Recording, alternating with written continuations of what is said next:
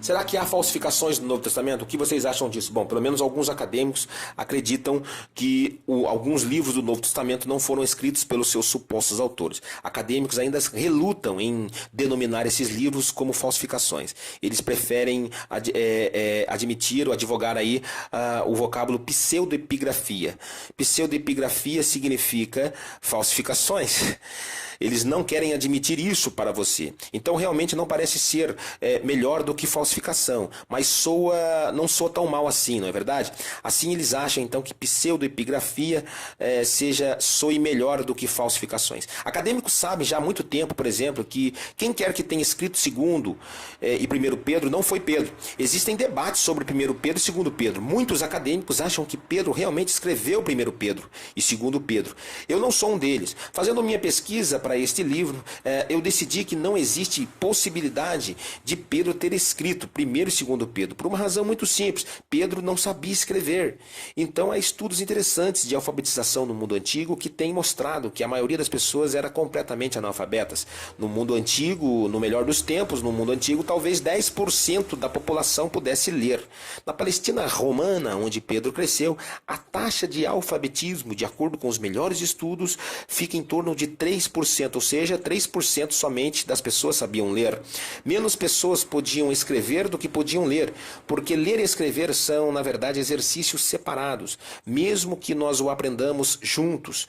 No mundo antigo, eles eram ensinados separadamente. Então, para ser capaz de escrever, você tinha de ser realmente muito educado, muito instruído. Então, quem eram esses 3%? Quem representava esses 3%? Bom, eles representavam a nata da nata. Eram a nata da nata, uma elite muito rica, que vivia em cidades onde havia escolas. E quem era Pedro de fato? Pedro, de acordo com o Novo Testamento, era um pescador classe baixa da cidade da Galileia rural, que falava aramaico. 1 Pedro, se você analisar, está escrito em grego altamente retórico. Teria sido então Pedro alguém que recebeu uma instrução fora de série, uma educação formidável? Sem chances. Ele provavelmente era um pescador, provavelmente pescava desde sua infância, não teve tempo suficiente para a escola, não tinha dinheiro, não estava num local onde houvesse escolas. Então Pedro realmente não escreveu 1 Pedro. Eu quero dizer, a menos que a única opção é que após a ressurreição, talvez Pedro tenha decidido voltar para a escola. Então ele pegou algumas aulas na escola de Cafarnaum e na sua opção de língua estrangeira ele decidiu aí pegar aulas de grego. E aí ficou muito bom em grego e já no fim da sua vida aprendeu composição grega. Então acabou pegando algumas aulas de composição, de modo que pudesse escrever 1 Pedro. Ou seja, é possível sim, mas pessoas como Pedro tinham outras coisas em mente, ao invés de aprender composição em grego. Eu não creio que Pedro realmente escreveu 1 Pedro, porque ele não era alfabetizado. A propósito, o próprio Novo Testamento vai dizer que Pedro era analfabeto. Atos capítulo 4, verso 3, literalmente vai dizer que ele não sabia escrever. Então, bem, eu acho que ele realmente não sabia. Eu não creio também que ele tenha dito para algum escriba escrever para ele, porque nós não temos exemplos, disso no mundo antigo acontecendo. E que possam plausivelmente ser aplicados a Pedro. Considerando que temos muitos exemplos do que eu acho que aconteceu ali, que foi algum escriba tardio que queria que você pensasse que ele era Pedro, e então afirmou ser Pedro, para que você lesse o seu livro. Era provavelmente alguém sem reputação que ninguém conhecia, e ele não poderia então escrever um livro em seu próprio nome, porque ninguém iria lê-lo.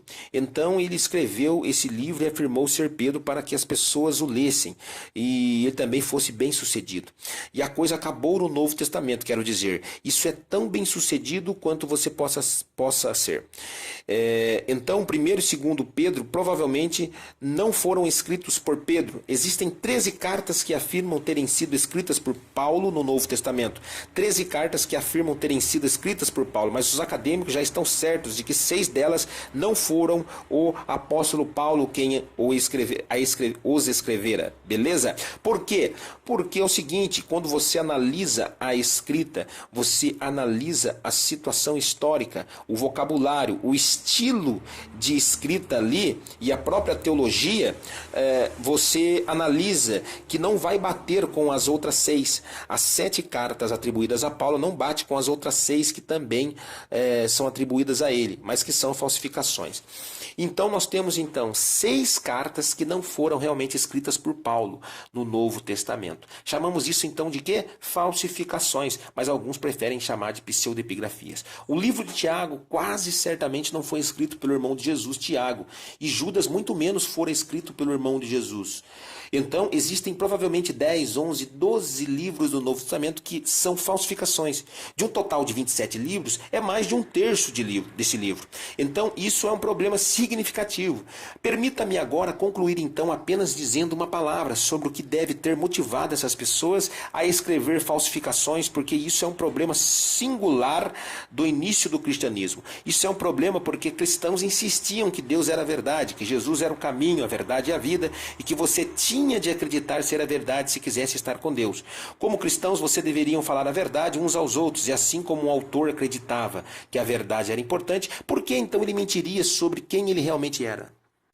Então, na verdade, nós nunca saberemos o que realmente motivou essas pessoas a escreverem tais falsificações. Mas com certeza havia várias situações na quais contar uma mentira era uma coisa certa a se fazer. No mundo antigo, pessoas como Platão disseram que se um médico tivesse de mentir para o seu paciente para que ele se tomasse um medicamento, era uma coisa boa.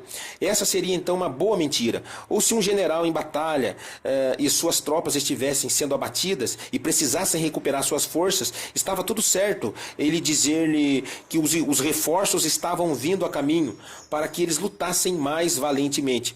Essa então era uma boa mentira. Existem, então, lugares apropriados onde é bom mentir. Então é possível que, sim, alguns autores antigos pensavam, que os seus pontos de vista sobre a religião cristã eram tão importantes que precisavam tanto ser amplamente aceitos que era tão importante difundir essa mensagem com falsificações, mentindo e passando-se por Pedro e por outros autores. Eles estavam dispostos a escrever um livro e afirmar ser Pedro, Paulo, João, ou Mateus, ou Judas, ou Maria, e por aí vai. É possível que eles então achassem que sua mentira era justificada por causa da importância da mensagem. Se assim for, então temos nós essa interessante ironia na qual alguns autores cristãos acharam que a fim de se transmitir a verdade era apropriado contar uma mentira. Bom,